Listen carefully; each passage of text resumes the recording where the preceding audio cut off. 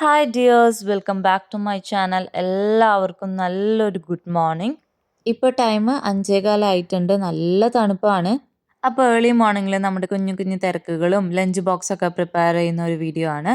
Video മുഴുവനായിട്ടും കാണുക. നമ്മുടെ ഈ കുഞ്ഞു ചാനൽ സപ്പോർട്ട് ചെയ്യുക.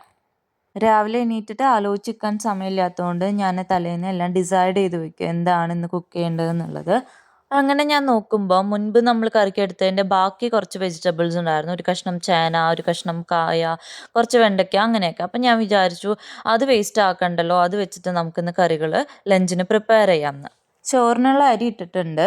അതാണ് കുറച്ചും കൂടി ടൈം എടുക്കുന്നത് ആവാനായിട്ട്. അപ്പം ഞാൻ അത് ആദ്യം വെച്ചു.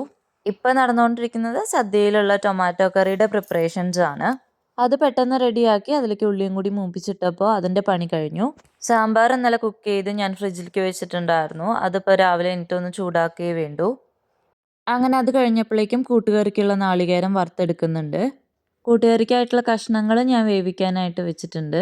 കുറച്ച് അമരപ്പയറുണ്ടായിരുന്നു, അത് ഞാൻ വേഗം ആ ടൈം കൊണ്ട് ഉപ്പേരി വെച്ചു. അങ്ങനെ തേങ്ങ ചേർത്ത് ഇവിടെ കൂട്ടുകറിയും റെഡിയായി. മീനൊക്കെ മസാല തേച്ച് വെച്ചിട്ടുണ്ടായിരുന്നു ഇന്നലെ, അത് ഫ്രൈ ചെയ്യാനും ഇട്ടു. അതിൻ്റെ ഒപ്പം പാത്രങ്ങളൊക്കെ വേഗം വാഷ് ചെയ്തു. ബ്രേക്ക്ഫാസ്റ്റിനുള്ള പുട്ടിന് മിക്സ് ചെയ്ത് വെച്ചു, ചായക്കുള്ളത് വെച്ചു. അതിനുശേഷം വേഗം പുട്ട് അടുപ്പത്തേക്ക് വെച്ചിട്ടുണ്ട്. ആ ടൈം കൊണ്ട് പപ്പടം കാച്ചിയിട്ടുണ്ട്, മുളകും വറുത്തെടുത്തിട്ടുണ്ട്. അങ്ങനെ നമ്മുടെ ചോറും റെഡിയായി. അങ്ങനെ കറികളൊക്കെ ഒരു വിധത്തിൽ റെഡിയായി. ഇനി അത് ലഞ്ച് ബോക്സിലേക്ക് മാറ്റുകയാണ്.